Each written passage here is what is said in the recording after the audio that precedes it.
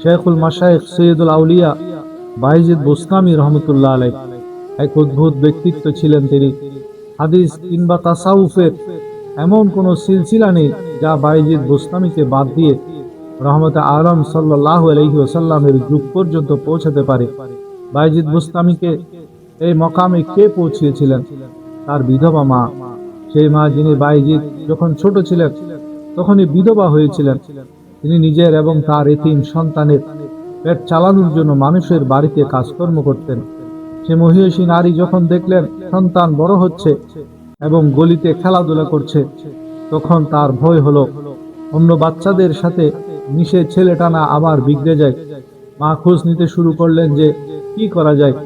তার আর তার মরহুম স্বামীর এটাই তামান্না বা আকাঙ্ক্ষা ছিল যে তাদের সন্তান যেন একজন ওলিয়ে কামেল এবং আলেমে রব্বানি হয়। লোকমুখে তিনি জানতে পারলেন যে অমুক মসজিদে একজন শেখ বা আদর্শ শিক্ষক একটি মাদ্রাসা চালান, যেখানে কিছু ছাত্র তার কাছে থাকে। এ পর্যন্ত অভিজ্ঞতা হলো যে শিশু সেখানে থেকেছে সে অনেক নেককার হয়েছে। সে অসহায় বিধবা নারী আর এতিম সন্তানকে নিয়ে মানুষের কাছে পথ জিজ্ঞেস করতে করতে সেই শেখের কাছে পৌঁছালেন। সালাম দিয়ে নিজের পরিচয় দিলেন, হযরত আমি এক গরিব বিধবা নারী, এটি আমার এতিম সন্তান। আমার মরহুম স্বামীরও ইচ্ছা ছিল এবং আমারও ইচ্ছা যে সে যেন বড় আলেম হয়। খুঁজতে খুঁজতে আপনার কাছে এসেছি, একে আপনার চরণে একটু জায়গা দিন, ওকে আলেম এবং আল্লাহর ওলি বানিয়ে দিন। সেই শেখ অত্যন্ত প্রভাবিত হলেন। তিনি বললেন, ঠিক আছে, রেখে যান, আমি আমার সাধ্য মতো পুরো চেষ্টা করব। যাওয়ার সময় সেই মহিলা এক অদ্ভুত অনুরোধ করলেন। তিনি বললেন, হযরত, আরেকটি আরজ আছে। এই প্রথম বাচ্চাটি মায়ের কোল ছেড়ে বাইরে কোথাও থাকবে। আমার কথা ওর খুব মনে পড়বে। ও বারবার বাড়ি যাওয়ার ছুটি চাইবে।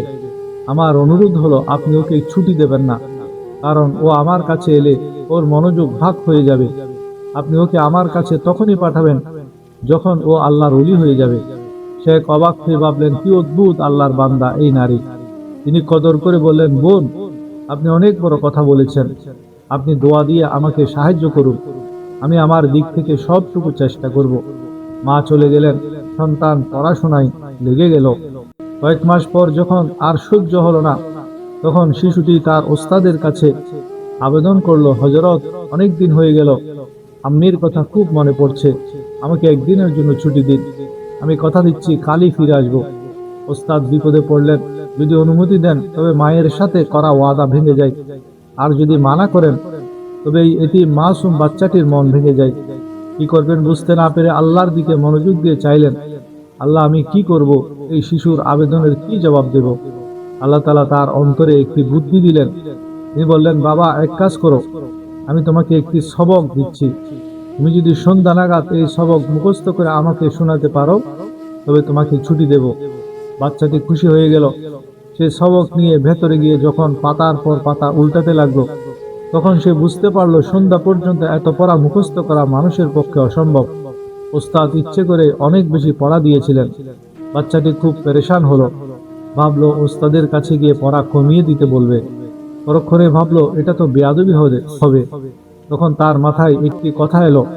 সে ভাবলো শৈশব থেকে মা ও আমাকে এটাই বলতেন, খুব মনোযোগ দিয়ে শুনবেন এই কথাটি। মা বলতেন যে আল্লাহ সব করতে পারেন, আর ওস্তাদও প্রতিদিন এটাই বলেন, আজ আমি তার পরীক্ষা নেব। সে কিতাব আলাদা রেখে 2 রাকাত নামাজ পড়লো এবং ছোট ছোট হাত তুলে আল্লাহর কাছে চাইতে লাগলো। আল্লাহ, ছোটবেলা থেকে মাও এটাই বলতেন, ওস্তাদও এটাই বলেন যে আপনি সব করতে পারেন। আজ আপনি আপনার কুদরত এই এতিম বাচ্চাটিকে সাহায্য করে দেখিয়ে দিন। এই পড়া আমাকে সন্ধ্যা পর্যন্ত মুখস্থ করিয়ে দিন। দোয়ার পর সে পড়া শুরু করলো। যখন সন্ধ্যা হলো, সে ওস্তাদের কাছে এসে বলল, ওস্তাদজি, সবক শুনে নিন। ওস্তাদের দৃঢ় বিশ্বাস ছিল যে সবক মুখস্থ হওয়া সম্ভব নয়। তিনি বললেন, শোনাও বাবা।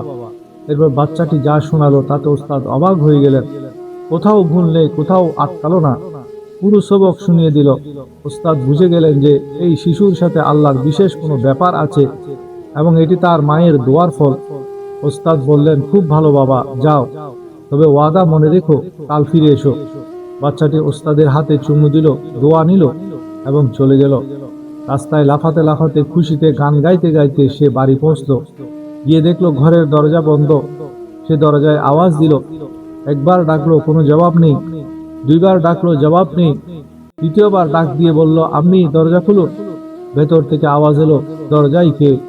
বাইরে থেকে ছেলেটি বলল, আম্মি, আমি আপনার বাইজিৎ, দরজা খুলুন। মা বললেন, কোন বাইজিৎ? এ আমার বাইজিৎ হতে পারে না। আমার বাইজিৎ তো তখন আসবে যখন সে আল্লাহর ওলি হয়ে যাবে। ওস্তাদ আমার কাছে ওয়াদা করেছিলেন, আর ওস্তাদ ওয়াদা খেলাফি করতে পারেন না। এ আমার বাইজিৎ নয়। বাচ্চাটি বুঝে গেল যে মায়ের ইচ্ছা নয় যে সে এখন ঘরে ঢুকুক। সে দরজার সামনে দাঁড়িয়ে অনেকক্ষণ কাঁদল। এরপর কাঁদতে কাঁদতে মাদ্রাসায় ফিরে এলো। ওস্তাদের কাছে গিয়ে সালাম দিল। ওস্তাদ তো অবাক, কি হয়েছে বাবা, সব ঠিক আছে তো? বাচ্চাটি যখন কথা বলার জন্য মুখ তুলল, ওস্তাদ দেখলেন তার চোখ জলে ভরা, মুখ লাল হয়ে আছে। ওস্তাদ দ্রুত তাকে কোলে তুলে নিলেন। নিজের পাগড়ির কোণ দিয়ে বাচ্চার চোখের জল মুছে দিলেন। বললেন, বাবা কি হয়েছে, তুমি ফিরে এলে কেন? বাচ্চাটি পুরো কাহিনী শোনালো এবং বলল, আমি গিয়েছিলাম, দরজা বন্ধ ছিল। আমি ডাকলাম, কিন্তু মা এই জবাব দিলেন যে এ আমার বাইজিৎ হতে পারে না, সে তো অলি হয়ে ফিরবে। আমি বুঝে গেছি মা চান না আমি এখনই ফিরি, তাই ফিরে এলাম। উস্তাদ জিজ্ঞেস করলেন, বাবা একটা কথা বলো, তুমি তোমার মায়ের উপর নারাজ হয়ে তো আসনি?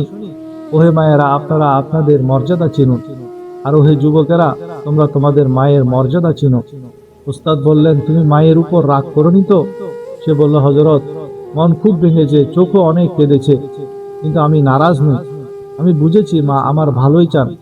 এখন উস্তাদ, আমি যতই জেদ করি না কেন, আপনি আমাকে আর ছুটি দেবেন না। শুধু একটি আরজ আছে, দোয়া করে দিন আমার মা কাজ করতে করতে অসুস্থ থাকেন। তার জীবনে যেন আল্লাহ এতটুকু বরকত দেন যাতে তিনি আমাকে বড় কিছু হতে দেখে যেতে পারেন। তার তামান্না যেন পূর্ণ হয় এবং তার চোখ যেন শীতল হয়। উস্তাদ বললেন, বাবা আমি প্রতিদিন এই দোয়া করব। আমি কথা সংক্ষেপ করছি, বিশেষ করে মায়েদের বলছি, 16 বছর পর্যন্ত সেই সন্তান তার মায়ের কাছে যায়নি। এরপর কি হলো? আল্লাহু আকবার কবীরা। এক রাতে তাহাজ্জুদের সময় নামাজ পড়ে ওস্তাদ যখন একটু বিশ্রামের জন্য শুয়েছিলেন, তখন তিনি রহমতে আলম সাল্লাল্লাহু আলাইহি ওয়াসাল্লামের জিয়ারত লাভ করলেন। সে মোবারক সত্য স্বপ্নে নবীজি বললেন, দেখো ওই যে বাইজিৎ আছে তোমার কাছে, ওই যুবকের তরবিয়ত সম্পন্ন হয়েছে, তাকে বেলায়েতে কুবরার ঝান্ডা বা শ্রেষ্ঠ মাকাম দিয়ে দেওয়া হয়েছে। এখন তুমি তাকে বিদায় দাও। ওস্তাদ দ্রুত উঠে উজু করলেন এবং ভেতরে গিয়ে দেখলেন বাইজিৎ তাহাজ্জুদের নামাজ পড়ছে। তিনি পেছনে বসে অপেক্ষা করতে লাগলেন। নামাজ শেষে যখন সে সালাম ফিরালো, উস্তাদ ডাক দিয়ে বললেন, বাইজিৎ এদিকে আসো। তাকে বুকে জড়িয়ে নিলেন, কপালে চুমু খেলেন এবং নিজের পাগড়ি তার মাথায় রেখে দিলেন। বললেন, তোমার তরবিয়ত পূর্ণ হয়েছে, তোমার মায়ের দোয়া আর কোরবানি কবুল হয়েছে, এখন যাও, এখন আর এখানে থাকার প্রয়োজন নেই। যুবকটি আবার উস্তাদের কদমবুসি করলো, দোয়া চাইল এবং রওনা হলো।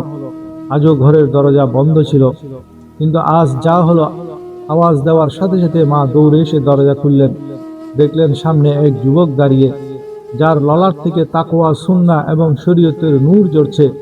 মা জিজ্ঞেস করলেন, বাবা এসেছো আমার লাল? সে দ্রুত মায়ের পায়ে লুটিয়ে পড়ল। মা তাকে তুলে বুকে জড়িয়ে নিলেন এবং বিছানায় বসিয়ে বললেন, বাবা বসো, আমি এখনই গরম দুধ এনে তোমাকে খাওয়াচ্ছি। কতদিন ধরে তোমার জন্য অপেক্ষা করছি, কিন্তু বাবা তার আগে আমি শুকরানার 2 রাকাত নামাজ পড়িনি। মা একটি পুরনো চাটাই বিছিয়ে 2 রাকাত শুকরানার নামাজ পড়লেন এবং বললেন, আল্লাহ, আমি এই দিনটির জন্য আপনার কাছে বেঁচে থাকার তৌফিক চেয়েছিলাম। আমি চেয়েছিলাম আমার সন্তানকে বড় কিছু হিসাবে দেখতে। এখন আপনি যখন খুশি আমাকে ঈমানের সাথে তুলে নিতে পারেন। বেঁচে থাকার আর কোনো আকাঙ্ক্ষা আমার নেই। মহিলারা যখন এমন হতেন তখন সন্তান এমনই হতো। এমন মায়েরা ছিলেন বলেই আবু হানিফা, গজ্জালি ও বুখারী তৈরি হতেন। এমন মায়েরা ছিলেন বলে বাইজিদ বুস্তামি আর সালাউদ্দিন আইয়ুবী জন্মাতেন। আমি আর কার কার নাম নেব? আমরা সবাই বিগড়ে গেছি। আমি যদি শুধু মহিলাদের দোষ দেই তবে সেটা অবিচার হবে। আমরা শুধু এটাই চাই যে কতই না ভালো হতো যদি আজ আমরা তওবা করে নিজেদের জীবন বদলে দিতাম। যুবক, পুরুষ, মহিলা, পুত্রবধূ, কন্যা, নববিবাহিত কনে, বৃদ্ধ, সাংবাদিক, ব্যবসায়ী, ওলামা, তোলাবা, শিক্ষক, পেশাজীবী, সবাই যদি অনুভব করি যে নিশ্চয়ই আমাদের কোনো ভুল হয়েছে যার কারণে আজ আমাদের এই দিন দেখতে হচ্ছে, আর আমরা যদি সেই ভুলগুলো বদলাতে শুরু করি, ইনশাআল্লাহ পরিস্থিতি আবারও সেই সুবর্ণ যুগের দিকে ফিরে যাবে।